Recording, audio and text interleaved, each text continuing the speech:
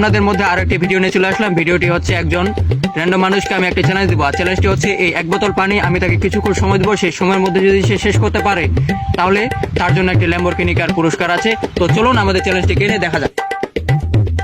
দেখতেছেন ওখানে একজন র্যান্ডম মানুষ বসে আছে, চলুন ওনাকে চ্যালেঞ্জটি দেওয়া যায়, দেখা যাক উনি চ্যালেঞ্জটি কমপ্লিট করতে পারেন কিনা। আর চ্যালেঞ্জটি যদি কমপ্লিট করতে পারে তাহলে ওনার জন্য থাকতেছে একটি আকর্ষণীয় পুরস্কার। তো চলুন, আপনি যদি চ্যালেঞ্জটি কমপ্লিট করতে পারেন তাহলে আপনার জন্য একটি আকর্ষণীয় পুরস্কার থাকতেছে। ভাই চ্যালেঞ্জটা কি?